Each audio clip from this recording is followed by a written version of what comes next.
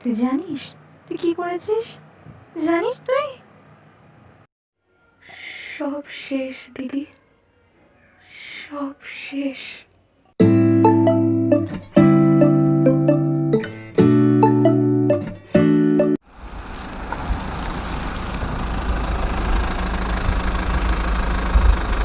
কত হলো? 100 টাকা দিদিমণি।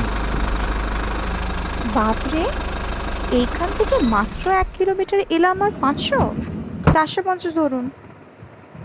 লুটে নিচ্ছেন বলুন নতুন দেখে। লাগেজগুলো নামাতে নামাতে সৃজিতা বলল, নতুন শহর, নতুন গলি, নতুন ঘর। দুই মেয়েকে নিয়ে এই প্রথমবার কলকাতার বুকে পা রাখল সৃজিতা। সিঙ্গেল মাদার, দুই মেয়ে, ঋষিতা আর অমিতা। ডাকনাম রুনু আর অনু। রুনুর বয়স প্রায় 17 আর অনুর আন্দাজ 15। মুর্শিদাবাদ ছেড়ে নতুন শহর কলকাতায় একটু কষ্ট তো হচ্ছেই বটে, কিন্তু উপায় যে আর নেই। মা যেখানে, মেয়েদেরও তো সেখানেই যেতে হবে। সল্টলেকে এক নতুন কোম্পানিতে সদ্য কাজ পেয়ে সৃজিতা এসেছে তার মেয়েদের নিয়ে। মেয়েদের মুর্শিদাবাদে তো একা ফেলে রাখা যায় না। কোম্পানি থেকে সৃজিতাকে একটা ঘর দেওয়া হয় থাকার জন্য। মেয়েদের নিয়েই সেখানে হাজির। লাগেজগুলো নিয়ে ধীর গতিতে তিনজনে এসে দাঁড়ালো গেটের সামনে। বেশ বাড়িখানা, তবে একটু পুরনো গোছের। বাইরের হলুদ দেওয়ালটা শ্যাওলা ধরে সবুজ হয়ে গেছে, নেমে এসেছে ছোট ছোট শেকড় বাকড়। জানালাগুলো দেখে মনে হচ্ছে আজ বহু বছর কেউ পরিষ্কার করেনি। বাড়িটার পাশেই একটা বটগাছ, সম্ভবত বেশ পুরনো। বুড়ো শিকড়গুলো একটা আরেকটার ওপর সাপের মতন জড়িয়ে আছে, আর ওর শুকনো পাতাগুলো ধুলো মেঘে এদিক ওদিক আর বাড়ির মুখ্য দরজার সামনে পড়ে আছে। বাড়ির ডান পাশে একটা ছোট্ট বাগান, দেখেই মনে হয় অযত্ন পেয়েছে। আর আছে একটা ছোট্ট কুয়ো বাগানের একেবারে কোণের দিকে। বাড়ির আশেপাশের পরিবেশ আর বাড়িটাকে দেখে মনে হলো তারা যেন খুব ক্লান্ত, তাদের অবসর নেই। সারাদিন কাজ করে এসে ক্লান্ত হয়ে পড়েছে তারা। বাড়ির চাবি আগেই অফিস থেকে সৃজিতা নিয়ে এসেছে, তা দিয়ে বাড়ির গেট খুলে ভেতরে ঢুকলো। রুনু যেন চারপাশটাকে তার নিজের মনের আয়নায় আটকে নিচ্ছে। সে এক কৌতূহলী দৃষ্টিতে যেন সব গ্রাস করছে। সব কিছুর মধ্যে সব থেকে যেটা রুনুর চোখকে আকৃষ্ট করলো সেটা হলো বাড়ির লাগোয়া বাম দিকের যে গাছটি, সেটার ঠিক পেছনে একটা কাঠের ছোট্ট মতো ঘর, সেটার বাইরে তালা ঝুলছে। অফিস থেকে 2 দিন ছুটি নিয়েছি বুঝলি। ঘরটা বেশ ভালো মতন গুছিয়ে নিতে হবে, তাহলে এত নোংরা ঘরে থাকা মুশকিল। রুনু শুনতে পেল না কথাটা, তার চোখ এখনো ওই ঘরটাকেই আঁকড়ে আছে। কি রে, কি হলো তোর? কখন থেকে বলছি তুই শুনতে পাচ্ছিস না? হঠাৎ যেন চমক ভাঙল রুনুর। সে অবাক হয়ে মা আর অনুর দিকে তাকালো। হ্যাঁ শুনছি, আসলে এতটা জার্নি করে মাথাটা কেমন ধরে আছে, ভালো লাগছে না কিছু। হ্যাঁ বুঝতে পারছি, আমারও আজকে খুব একটা শরীরটা চলছে না। এক কাজ করিস, খাবার তো প্যাক করাই আছে, দুজনে খেয়ে আজকে রাত্রেটা কোনো মতে কাটিয়ে নে। দরজায় লক খুলতে খুলতে পড়ল সৃজিতা। ভেতরটা পুরো ধুলোয় ভর্তি। মেঝেতে 2 ইঞ্চি পুরো ধুলোর আস্তরণে সদ্যজাত 3 জোড়া পায়ের ছাপ পড়ল। কাশতে কাশতে অনু বলে উঠল, ও মা, এ তো অনেক ধুলো, এরকম করে থাকবো কি করে? সৃজিতা অনুর পিঠে দুবার হাত বুলিয়ে বুঝিয়ে দিল সব ঠিক হয়ে যাবে। চাবির গোছাটায় আরও বেশ কয়েকটা চাবি ছিল, রুনু সেটার দিকেই তাকিয়ে আছে। সৃজিতা লাগেজ নামিয়ে এগিয়ে গেল বাঁ দিকের ঘরটিতে। ঘরটি ছোটোখাটোর মধ্যে বেশ সুন্দর। ছোট বারান্দা, তার ডান পাশে দুটি ঘর, এই দুটি শোয়ার ঘর, আর বাঁ পাশে দুটি ঘর, একটি বাথরুম, অন্যটি রান্নাঘর। বারান্দার মেঝেতে একটা টেবিল, একটা সোফা, দুটি মুখোমুখি চেয়ার। বাইরে থেকে লোক এলে সম্ভবত এখানেই বসানো হয়। বারান্দার সোজাসুজি একটা জানলা, ডান পাশে একটি আর বাঁ পাশে একটি।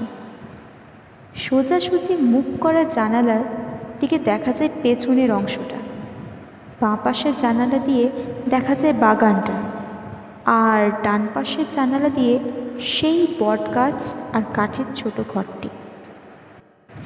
ঘরটির ডান দিকের কোণে একটি সিঁড়ি চলে যায়। বারান্দার দেওয়ালের ডান কোণে একটা ছবি, সাদা কাপড়ে ঢাকা, কাপড়টাও ধুলো মাখা। আর মাঝের দেওয়ালে একটা ছবি বেঁকে ঝুলে আছে।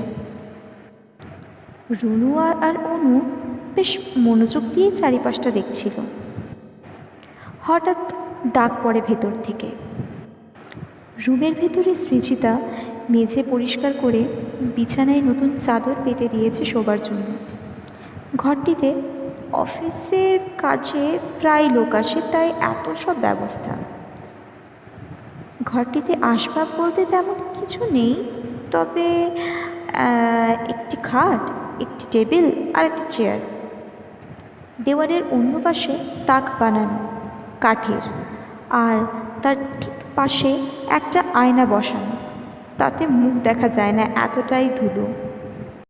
হ্যাঁ, এই নে, করে দিলাম জায়গা, জামা কাপড় চেঞ্জ করে বাথরুম থেকে ফ্রেশ হয়ে আয়, আমি আমার রুমটা গুছিয়ে নিই, কেমন? এই বলে সৃজিতা রুম থেকে বেরিয়ে নিজের রুমে এলো। দুজনেই এতক্ষণে ফ্রেশ হয়ে বসে আছে। তবে রুনু যখন থেকে এই ঘরে এসেছে, তার মনটা সেই কাঠের ঘরের উপরেই পড়ে আছে। সৃজিতা এর মধ্যে দুজনের ঘরে ঢুকলো, হাতে একখানা প্লাস্টিক, তার থেকে 3 প্যাকেট বের করলো। অফিস থেকে ফেরার পথে 3 প্লেট এগ চাউমিন প্যাক করে এনেছে। সেটার কভার সরিয়ে দুজনকে দুটো দিয়ে বলল, আজকে তো রান্নাঘরটাও পরিষ্কার করা হলো না, কোথায় কি বাসন আছে খুঁজে দেখতে হবে, ওসব কালকে সকালবেলায় করব, আজকে আপাতত এই দিয়ে ঘুমিয়ে নে। অনু মুখে এক রাশ চাউমিন পুড়ে চিবোতে চিবোতে বলল, ও মা, বলি এখানে তো কোনো ঘড়ি নেই, তাহলে বুঝবো কী করে যে কটা বাজলো? রুনু চোখখানা এক জায়গাতেই স্থির রেখে চামচটা চাউমিনে ঘোরাতে ঘোরাতে বলল, আছে বারান্দায় একটা পেন্ডুলাম, কিন্তু চলে না। আচ্ছা বেশ বেশ, কালকে এই সামনের মার্কেট থেকে আমি একখানা কিনে আনবো, এখন তো ফোনেই আছে, ওতে দেখে নিলেই তো হবে। খাওয়া দাওয়া শেষ করে সৃজিতা প্যাকেটগুলো ফেলে দিল। এই তোরা শুয়ে পড়, রাত্রি হলো, কিছু লাগলে ডাক দিবি, আমি পাশের রুমে ঘুমোচ্ছি। কালকে সকালে উঠে অনেক কাজ, তোদেরকেও হেল্প করতে হবে। আর হ্যাঁ রুনু, ফোন ঘাঁটবে না, কথাটা মনে থাকে যেন। Bye, good night. ঘরের লাইটখানা বন্ধ করে দরজাটা আধ খোলা রেখে সৃজিতা নিজের ঘরে গেল। রোজ সকালবেলায় সৃজিতা ঘরের সব কাজকর্ম সেরে অফিসের জন্য বেরিয়ে পড়ে। ঘর যখন ফেরে তখন প্রায় সন্ধ্যে 7টা। সারাদিন মেয়ে দুটো এটা ওটা করে কাটিয়ে দেয় কোনো মতে। সৃজিতা ঠিক করেছে পরের মাসে তাদেরকে সামনের একটা স্কুলে ভর্তি করে দেবে। স্কুলটা সামনে হলে দুজনের বাড়ি ফিরতে একলা অসুবিধে হবে না। রুনুর বয়স প্রায় 17 হয়েছে। ঘরের কাজকর্ম একটু আধটু মায়ের কাছ থেকে সে শিখে নিয়েছে। সেদিনে রান্নাঘরে বাসনপত্রগুলো রাখার সময় রুনু একটা বিকট আওয়াজ শুনতে পেল, কাঁচ ভাঙার শব্দ। আওয়াজটা বারান্দা থেকেই এসেছে। বারান্দায় ছুটে গিয়ে দেখে অনু দেওয়ালের এক পাশে দাঁড়িয়ে, আর তার পায়ের সামনে ভাঙা ভাঙা কাঁচের টুকরো ছড়িয়ে ছিটিয়ে আছে। আর তার ঠিক দুহাত পরে একটা কাঠের ফ্রেমের ছবি, তার আধখানা সেই নোংরা সাদা কাপড়ে ঢাকা। অনু ভয়ে পিছিয়ে পড়ল। রুনু খুব সাবধানতার সঙ্গে এগিয়ে এসে ওই কাপড়টাকে একটানে সরিয়ে ফেলল। সঙ্গে সঙ্গে এক রাশ ধুলো উড়ে এলো বাতাসে। দুজনেই মুখে চাপা দিয়ে দিল। ছবিটিতে রয়েছে ফুটফুটে দুটি মেয়ে, একজন বসে আছে, অন্যজন দাঁড়িয়ে আছে। যে দাঁড়িয়ে আছে তার বয়স প্রায় অনুর মতো, আর যে বসে আছে তার বয়স প্রায় রুনুর মতন। দুজনেই প্রায় একই রকম জামা পরে আছে, হাঁটুর ওপর পর্যন্ত একটা লম্বা ঢলঢলে গোছের জামা। কলারগুলো বেশ লম্বা মতন, ফর্সা রং আর কোঁকড়ানো চুল। চুলের ওপরে বিশেষ এক সাদা রঙের কাপড়ের বাঁধা, যা হেয়ার ব্যান্ডের কাজ করছে। দুজনের মুখের আদল প্রায় এক, মুখে হাসি নেই, তবু যেন এক অবাক মিষ্টি হাসি লুকিয়ে আছে ছবিটির মধ্যে। রুনু ছবিটিকে তুলে একধারে নামালো, তাতে আবার সাদা কাপড়টা দিয়ে দিল। তারপর কাঁচগুলো তুলে ডাস্টবিনে ফেলে দিল। সেই দিনটা অমনি পেরিয়ে গেল। পরের দিন দুপুরবেলায় হঠাৎ কী জানি রুনুর মনে হলো মায়ের ঘর থেকে চাবির গোছাটা নিয়ে সে সোজা বেরিয়ে পড়ল সেই কাঠের ঘরটির দিকে। 1, 2, 3 পরপর 4টি চাবি ট্রাই করলো, হলো না। 5, 6 তাও হলো না। বাকি আর 2টি চাবি, হলে এটার মধ্যেই হবে। তালায় চাবিটা ঢুকিয়ে প্রাণপণে ঘোরাতে থাকল। 1 মিনিট পর একটা শব্দ করে তালাটা খুলে গেল। বহুদিন আগের তালা বলে তালায় মরচে পড়ে গেছে, তাই খুলতে একটু কসরত করতে হলো। চাবি খুলেই কাঠের দরজাটার ওপরে চাপ দিল রুনু। 3 বার ধাক্কা দেওয়ার পরে এক বিকট আওয়াজ করে খুলে গেল দরজাটা। ভেতরটা একেবারে নিরেট অন্ধকার, আর তার সঙ্গে এক বিকট স্যাঁতস্যাঁতে গন্ধ। রুনু ফোনের ফ্ল্যাশ লাইট অন করল। ঘরের মেঝেটাও কাঠের, তাতে 2-3 ইঞ্চি পুরো ধুলো। রুনু জানালাগুলোর দিকে এগোলো। ধাক্কা মেরে প্রত্যেকটা জানলা খুলে দিতেই ঘরে প্রচুর আলো এসে পড়ল। মোট 4টে জানালা। ঘরের এক কোণে একখানা কাঠের বাক্স, তাতে কোনো তালা নেই। চারিদিকে ভাঙা আসবাবপত্র ছড়িয়ে ছিটিয়ে আছে, আর আছে একখানা বড় গাড়ির টায়ার, আর একপাশে পুরনো একখানা মোটা দড়ির বান্ডেল। ব্যাস। আসবাবপত্রগুলোর কাছে যেতেই মেঝের এক নির্দিষ্ট জায়গায় পা দিতেই ক্যাচ করে শব্দ হলো। পা সরিয়ে দেখল একখানা ছোট দরজা, সম্ভবত নিচে যাবার রাস্তা। কিন্তু ভেতরে কি আছে? দরজাখানাও চাবি লাগানো, আর তালাখানা এমনই ছোট যে তার চাবিখানাও ছোটই হবে। আর এত ছোট চাবি এই চাবির গোছাই নেই। রুনু এগিয়ে গেল আসবাবপত্রের দিকে। চোখ পড়ল বাক্সটিতে। ওপরের জিনিসপত্র সরিয়ে বাক্সের মাথাটি এক ঝটকায় খুলে দিল। অনেক জিনিসে ভর্তি এই বাক্স। পুতুল, কাঠের ঘোড়া, কিছু গল্পের বই, কিছু ভাঙা পেন্সিল, আর সেই সব কিছুর একদম নিচে একটা পুরনো ডায়েরি। এই ডায়েরি একটু অন্যরকম। হাতে তুলে বাক্সখানা বন্ধ করে দিল রুনু। তারপর দরজার কাছে এসে বসল। আলোতে ভালো মতো দেখার জন্য। বেশ অন্যরকম এই ডায়েরি, দেখে তো পুরনোই মনে হচ্ছে। তারপর আবার কেমন এক বাজ পাখির ছবি খোদাই করা, দুদিকে ডানা মেলে এক বাজ পাখি, তার বুকের মধ্যে একখানা নীল রঙের পাথর। ডায়েরিখানা খুলে দেখল রুনু, খুব পুরনো হলদেটে পাতা, আর দেখে মনে হয় প্রথম পাতাগুলো কেউ ছিঁড়ে ফেলেছে। ডায়েরিখানা পাল্টে পাল্টে দেখার সময় হঠাৎ অনুর আওয়াজ পেল। সে এতক্ষণে উঠে গেছে। রুনু সঙ্গে সঙ্গে ভেতরে ঢুকে সব জানালাগুলো বন্ধ করে দিল। দরজায় তালা দিয়ে ডায়েরিখানা স্কার্টের মধ্যে লুকিয়ে ঘরে ফিরল। অনু তখন বাথরুমে। সেই ফাঁকে রুনু ডায়েরিখানা নিজের ব্যাগে ঢুকিয়ে দিল। রাত্রি তখন প্রায় 1টা। রুনু বিছানা ছেড়ে উঠল। ফোনের ফ্ল্যাশ লাইট অন করে ব্যাগ থেকে ডায়েরিটা আবার বের করলো, তার সাথে একটা নীল ডট পেন। ডায়েরি লেখার শখ রুনুর প্রথম থেকে। আগের ডায়েরিগুলো রুনু মুর্শিদাবাদেই ফেলে এসেছে। এই ডায়েরিখানা দেখতেও বেশ অন্যরকম, তাই এতে লিখতেও বেশ ভালো লাগবে এই ভেবে রুনু নিজের নামটা সুন্দর করে লিখতে লাগলো।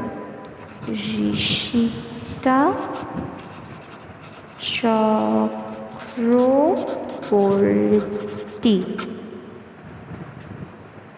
হঠাৎ পাশের ঘর থেকে পায়ের আওয়াজ এলো। ভয়ের সঙ্গে সঙ্গে ডায়েরিটা ভেতর থেকে আবার বিছানায় শুয়ে পড়ল।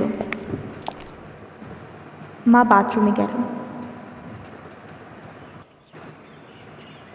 পরের দিন সকালে মাকে দেখতে একটু বেশি চিন্তিত লাগছিল। তেমন কারোর সাথে কথা বলছিল না।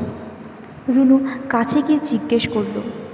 মা বলল, তোর দাদুর খুব শরীর খারাপ, হাসপাতালে ভর্তি হয়েছে। এই সকালবেলায় ফোন করলো, 50,000 টাকা লাগবে বলছে। আমার কাছে তো এখন অত টাকা নেই, তবে সব মিলিয়ে 35-40 হয়ে যাবে। 5,000 তো ঘরে খাওয়া দাওয়ার জন্য রাখতে হবে, তাই না? আর এই সবে অফিস জয়েন করেছি, মানে এক্ষুনি তো ওরা আর স্যালারিও দেবে না। সত্যি মা একা কত কিছু সামলায়। মনটা খুব খারাপ হয়ে গেল রুনুর। সে ছুটে নিজের ঘরে গিয়ে ডায়েরিতে তার মনের কথাগুলো লিখল। তাতে লাস্ট লাইনে রুনু লিখেছিল, মা যেন কোনোরকমভাবে টাকাটা পেয়ে যায়। সৃজিতা মেয়েদেরকে রেখে অফিসে বেরোলো। রুনুর মনটা ভালো নেই সেদিন, সারাদিন শুয়ে আছে। হঠাৎ মায়ের ফোন এলো।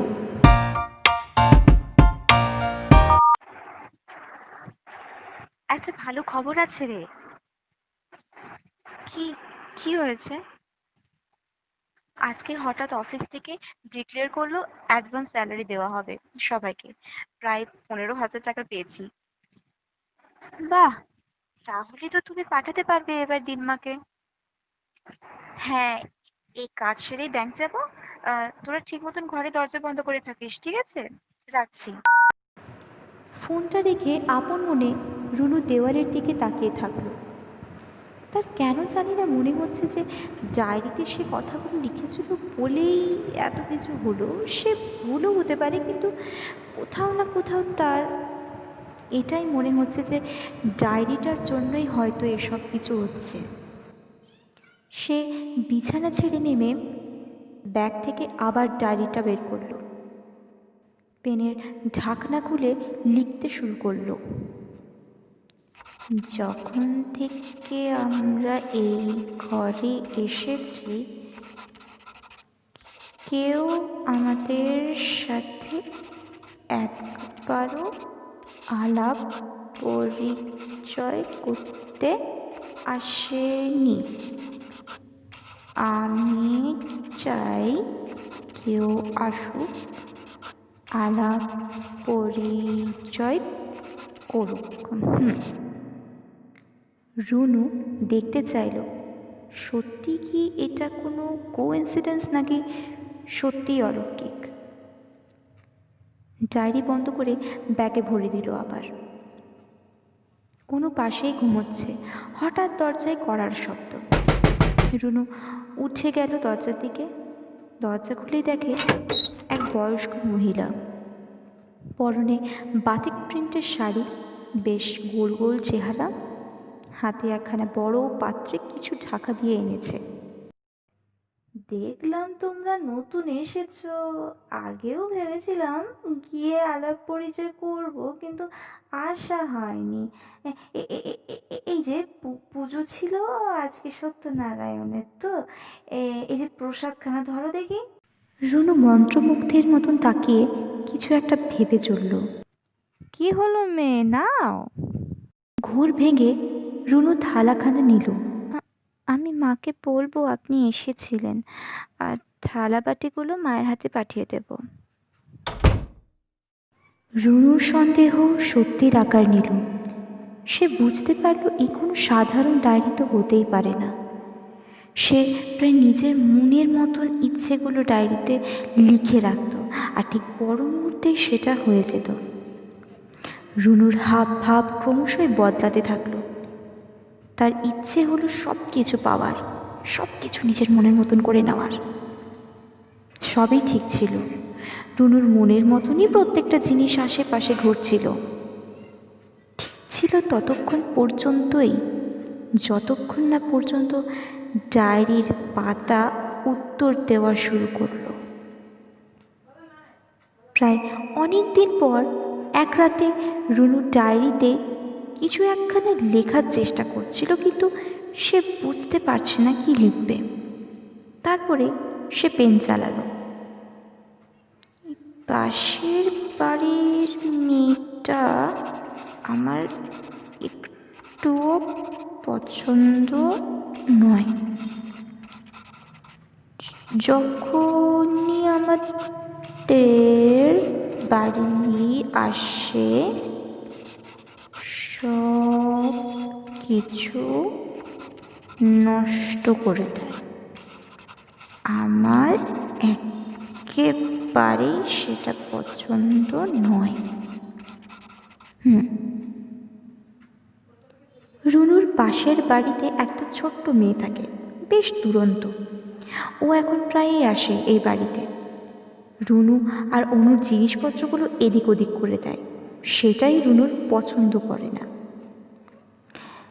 লেখা শেষ হওয়ার পর মুহূর্তেই যখন ডায়েরিখানা বন্ধ করতে চায় সে, হঠাৎ তার পরের লাইন থেকে অন্য হাতের লেখায় কিছু লেখা উঠে আসে।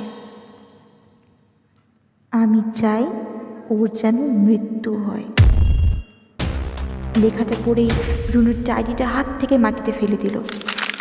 সে বুঝতে পারল না যে কি করবে। ব্যাগের ভেতরের ডায়েরিটা ভরে শুয়ে পড়ল। সকালে উঠে পাশের বাড়ি থেকে খুব কান্নাকাটির আওয়াজ। উঠে দেখে আজকে সে অল্প দেরিতেই ঘুম থেকে উঠেছে। পাশে অনু নেই, আর পাশের ঘরে মাও নেই। সামনের দরজা আর মেন গেট হাট করে খোলা। সে ছুটে বাইরে গেল। পাশের বাড়ির সামনে প্রচুর ভিড়। ও সামনে গেল, দেখলো মা বোন দুজনেই দাঁড়িয়ে আছে। আমি গিয়ে জিজ্ঞেস করলাম, ও মা, কি কি হয়েছে গো? পুচকিটা আজ ভোরে খুব জ্বরে মারা গেছে জানিস।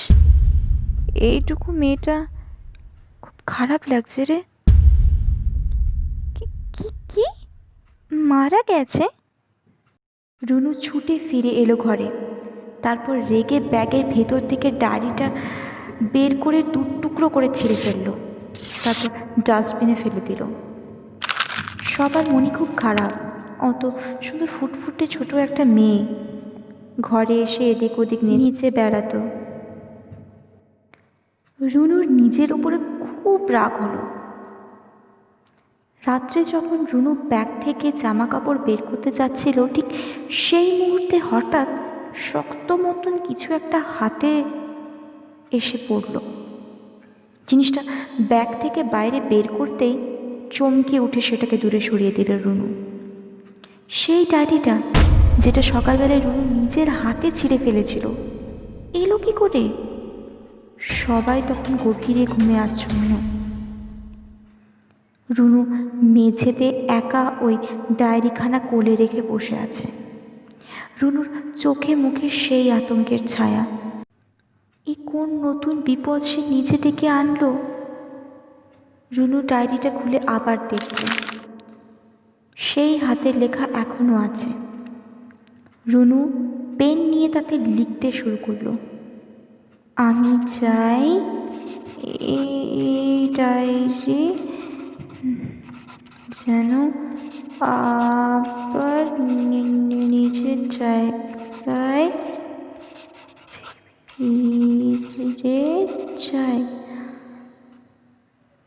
এত বছর যেখানে ছিল। সঙ্গে সঙ্গে ঠিক তার নিচের লাইনে লেখা ওঠে, না। রুনুর চোখ বিস্ফারিত। তাতে আবার লেখা পড়ে, ছাদে এসো, অপেক্ষা করছি। রুনুর শিরদাঁড়া বেয়ে বরফ যেন গলে পড়ছে। সে ভাবল, যদি না যায় আর ডায়েরি যদি আবার কারোর ক্ষতি করে ফেলে। অতএব ডায়েরিখানা হাতে নিয়েই রুনু ছাদে এলো। কই, কেউ তো নেই। হঠাৎ ডায়েরিটা রুনুর হাত থেকে পড়ে গেল। তারপর হাওয়ার দাপটে একটা নির্দিষ্ট পাতা খুলে গেল, যাতে লেখা আছে, ডান দিকে তাকাও। রুনু কাঁপতে কাঁপতে মাথাটা ডান দিকে ঘোরাতে থাকলো। চোখ এসে পড়ল একখানা ফ্যাকাশে পায়ে। কেমন জানি পর্দার মতন হালকা মনে হচ্ছে ওর পাগুলো। দৃষ্টি ধীরে ধীরে উপরে উঠতে থাকলো। সাদা ফ্রক পরে আছে, হাতগুলোও ফ্যাকাশে। এ তো সেই মেয়ে, সেই ছবির মেয়েটা, বড় মেয়েটা, সেই মুখ, ওর দিকেই তাকিয়ে। সকালবেলায় রুনু যখন ঘুম থেকে ওঠে তখন সে বিছানায়, মাথায় চোট লেগেছে। মা ঘরে ঢুকলো। কালকে ছাদে কি করছিলি? তোর চিৎকার শুনে গিয়ে দেখি তুই অজ্ঞান হয়ে মাটিতে পড়ে আছিস। কি হয়েছিল তোর? জানিস কতখানি চোট লেগেছে? রুনু বলতে চেয়েও কিছু বলতে পারল না। তার মাথাটা খালি কালকে ওই দেখা মেয়েটার কথা মনে পড়াচ্ছে। মা হাজারটা কথা বলে গেল, রুনু একটাও কানে নেয়নি। শুরু হলো এক নতুন আতঙ্ক। এবার শুধু সেই ছবির বড় মেয়েটা নয়, ছবিতে দেখা ছোট মেয়েটিকেও রুনু দেখতে পাচ্ছে। আর ডায়েরিতে বারবার নানা রকম লেখা উঠছে। দিন হোক বা রাত্রি, রুনু পদে পদে ওই দুটি মেয়েকে দেখতে পাচ্ছে। কিন্তু ভয়াবহ কিছু হয়নি, কারণ রুনু নিজের থেকে কিচ্ছু লেখেনি। একদিন হঠাৎ রুনু ডায়েরি খুলে কিছু একটা দেখছিল। সে লক্ষ্য করলো, ডায়েরিতে প্রথমে যে লেখাটা উঠে এসেছে তার হাতের লেখার সঙ্গে পরের হাতের লেখাগুলো অনেক পার্থক্য আছে। তাহলে কি হাতের লেখাগুলো ওই দুই বোনের আলাদা আলাদা? রুনু বুঝতে পারছে সে পাগল হয়ে যাচ্ছে। সে ঠিক করলো, ডায়েরিটা যেখানে ছিল সেইখানেই রেখে আসবে, কারণ বেশি দিন নিজের কাছে রাখলে যদি সে কিছু লিখে ফেলে তাহলে সেটা সবার জন্যে বিপদ হবে। দুপুরবেলার চাবি নিয়ে রুনু সেই কাঠের ঘরে আবার গেল। তারপর ডায়েরিটা সেখানে রেখে ফেরার সময় লক্ষ্য করলো, বাগানের বেঞ্চে সেই দুই বোন বসে তারই দিকে তাকিয়ে আছে। রুনু দৌড়ে ভেতরে ঢুকে দরজা বন্ধ করে দিল। তারপর বিছানায় গিয়ে শুয়ে পড়ল। দিদি, এই দিদি, চল না খেলবো। এখান থেকে চা, দেখতে পাচ্ছিস না ঘুমোচ্ছি। বেশ বিরক্তি আর ভয় নিয়ে রুনু অনুকে সেখান থেকে তাড়িয়ে দিল। অনুর বেশ খানিকটা রাগ হলো। অনেকক্ষণ ধরে ফোনটা বেজেই চলেছে। মা ফোন করেছে। বলো। তুই এখনো ঘুমোচ্ছিস? না না, মানে একটু আলিশ লাগছিল তাই। আচ্ছা শোন, আজ রাত্রে মনে হয় আমি আসতে পারবো না, মানে ওভার টাইম করতে হবে, ঠিক আছে? ভোর করে ঘরে আসবো, আর দরজা জানালা ভালো করে লাগিয়ে ঘুমোস, কেমন? রাখছি আমি। এই মুহূর্তে একে রুনুর মনে এত ভয়, তারপর আবার মা আসবে না ভেবেই রুনুর কান্না পেল। প্রায় সন্ধে হয়ে এসেছে। রুনুর মন মেজাজ কিছুই ভালো নেই। কানে ইয়ারফোনস লাগিয়ে চোখ বন্ধ করে গান শুনতে থাকলো। অনুর কথা ওর মনেই নেই, কোথায় গেল, কি করছে। বাইরের পেন্ডুলামে ঢং ঢং শব্দ হলো। সেই আওয়াজে ঘুম ভাঙল রুনুর। রান্নাঘরে যাওয়ার সময় তার চোখে পড়ল প্রসাদের থালার ওপর কাকিমাকে দিয়ে আসা হয়নি। বাসনগুলো রাখতে গিয়ে নজরে পড়ল লাল সাদা সুতোটার ওপরে। পুজোর সুতো। রুনু সেটাকে তুলে ডান হাতের কবজিতে বেঁধে ফেলল। ভাবল যদি ভয় কমে। হঠাৎ পাশের ঘর থেকে কিসের একটা যেন শব্দ আসছে। গিয়ে দেখে মায়ের ঘরের ডেস্কে অনু বসে আছে। কি রে, কি করছিস সেখানে? আয়, খেয়ে নিবি, আয়। অনু উত্তর করল না, পেছনে ফিরেও তাকালো না। অবাক হয়ে রুনু কাছে গিয়ে ওর ঘাড়ে হাত রাখতেই ডেস্কের ওপর তার নজর পড়ল।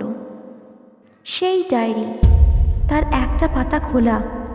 তাতে অনুর হাতের লেখায় লেখা আছে, দিদি আমাকে একদম পছন্দ করে না, সব সময় বকে।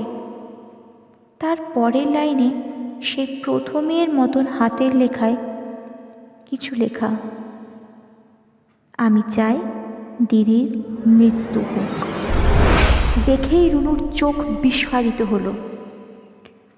অনুর চোখ পুরো স্থির, পুতুলের মতন। হাতে পেনটা এখনো ধরা। রেগে চিৎকার করে অনু দুটো কাঁধ ঝাঁকিয়ে বলল, তুই জানিস তুই কি করেছিস? জানিস তুই? সব শেষ দিদি, সব শেষ। কি শেষ? কি বলছিস এসব? পেছনে ঘুরে দেখ। রুনু পেছনে ফিরল। এ কে? এরকম বিভৎস দেখতে কে? পুরো পুরো শরীর মুখ যেন ঝলসে গেছে, চুলগুলো কেমন কেমন কেমন সাপের মতন। কে এটা? সে ধীরে ধীরে রুনুর দিকে এগোচ্ছে। ভয়ে রুনু নিজের হাত দিয়ে মুখটা ঢেকে ফেলল, আর সঙ্গে সঙ্গে একটা চিৎকার শুনে গেল। চোখ খুলে কাউকে দেখতে পায় না রুনু। সঙ্গে সঙ্গে বোনকে নিয়ে সেই ঘর থেকে বেরোলো রুনু। আমরা পালিয়ে যাই, চল। সকালে মা আসলে আমরা এই ঘর ছেড়ে চলে যাব। হ্যাঁ, এখন তাড়াতাড়ি চল।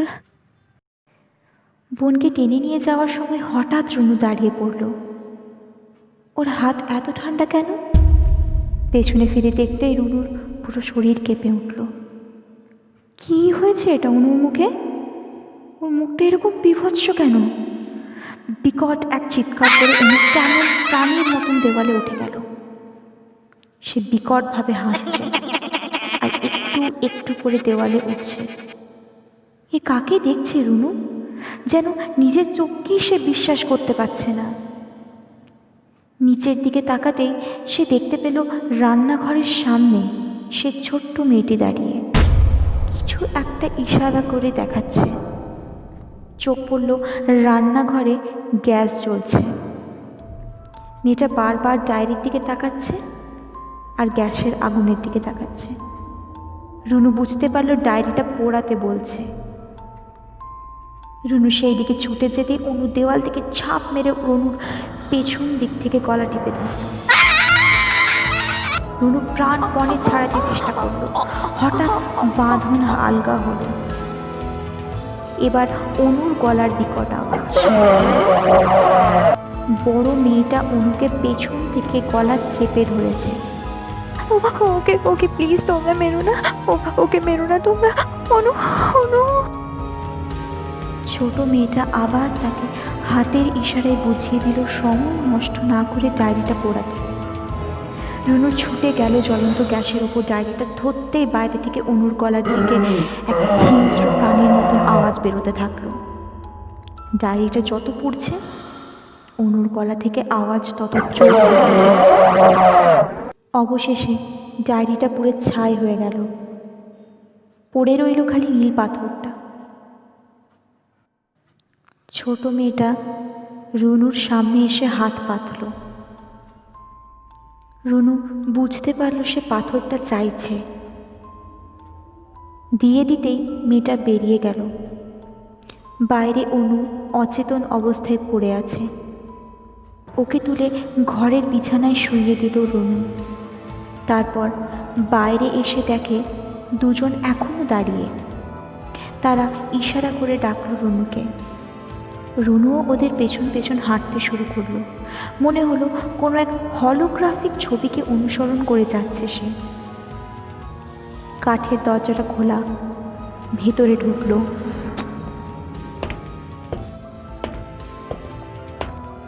তারপর দুজনে সে বাক্সটার দিকে দেখালো। বাক্সটার উপরে এক পুরনো খবরের কাগজের পাতা পড়ে সেটাকে হাতে উঠিয়ে নিল। হেডলাইন্সে লেখা, অমরত্বের লোভে খুন করল মা তার 2 মেয়েকে, আর সঙ্গে এই ঘরের ছবি। রুনু ভালো করে পড়ল।